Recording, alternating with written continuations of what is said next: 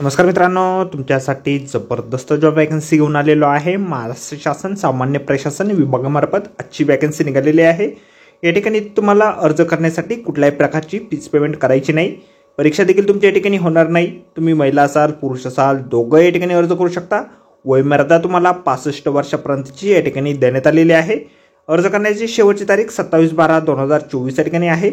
अधिक माहिती जी आहे या ठिकाणी कुठल्या पदांसाठी वॅकन्सी आहे, शैक्षणिक अर्थ या ठिकाणी काय लागणार आहे, वयोमर्यादा या ठिकाणी काय असणार आहे, वेतन स्तर काय असणार आहे, त्याचबरोबर इतर पात्रता या ठिकाणी काय आवश्यक असणार आहे, या संदर्भातील सर्व काही माहिती डिटेलमध्ये आपण आजच्या व्हिडिओमध्ये बघणार आहोत। तर व्हिडिओ शेवटपर्यंत नक्कीच बघा। त्या अगोदर मित्रांनो, आपण जर आपल्या रॉयल कॉर्नर यूट्यूब चॅनलवरती जर नवीन असाल तर रॉयल कॉर्नर यूट्यूब चॅनलला सबस्क्राईब करावं, बेल आयकॉन दाबायला विसरू नका। असेच नोकरी संदर्भातील नवीन अपडेट्स आपल्याला मिळत राहण्यासाठी। तर सुरू करूया मित्रांनो आजचा व्हिडिओ। तर मित्रांनो, आपण आलेलो आहे सामान्य प्रशासन विभाग मंत्रालय मुंबई यांच्या मार्फत जो ऑफिशियल नोटिफिकेशन निघालेलं आहे वॅकन्सीच्या संदर्भामध्ये, त्यावरती आपण आलेलो आहे। तर स्टेप बाय स्टेप सर्व माहिती आपण या ठिकाणी बघणार आहोत। तर या ठिकाणी सगळ्यात पहिली जी वॅकन्सी आहे कक्ष अधिकारी या पदासाठी आहे। 2 वॅकन्सीज या पदासाठी निघालेल्या आहेत। त्यानंतर सहाय्यक कक्ष अधिकारी या पदासाठी 6 वॅकन्सीज या ठिकाणी आहेत। त्यानंतर लघुलेखक या पदासाठी 2 वॅकन्सीज निघालेल्या आहेत। तर या ठिकाणी तुम्हाला EHRM प्रणालीचे नूतनीकरणासंदर्भातील काम करायचे आहे।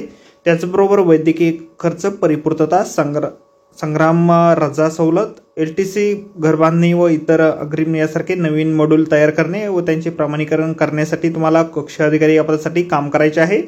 त्यानंतर सहाय्यक कक्ष अधिकारी पदासाठी देखील या ठिकाणी EHRM प्रणाली नूतनीकरण व मॉड्युलर अंतर्गत आवश्यक ते माहितीचे संकलन आणि माहिती अद्ययावत करण्याची कार्यवाही तुम्हाला करायची आहे। त्यानंतर लघुलेखक पदासाठी EHRM प्रणालीचे नूतनीकरण करण्याबाबत तसेच नव्याने समावेश करण्यात येणाऱ्या प्रणालींचे समन्वयक बैठका इत्यादींची इतुर्त व तदनुषंगिक बाबी या ठिकाणी तुम्हाला करायच्या आहेत। या ठिकाणी कोण अर्ज करू शकतात, तर सामान्य प्रशासन विभागातील कामकाजाचा तसेच सेवा आस्थापनाविषयक तंत्रज्ञानासंबंधातील कामकाजाचा अनुभव असलेले राजपत्रित संवर्गातील कक्ष अधिकारी तसेच अराजपत्रित संवर्गातील सहाय्यक कक्ष अधिकारी व लघुलेखक या पदावरून सेवानिवृत्त झालेले अधिकारी कर्मचारी हे जे आहे त्या ठिकाणी अर्ज करू शकणार आहेत।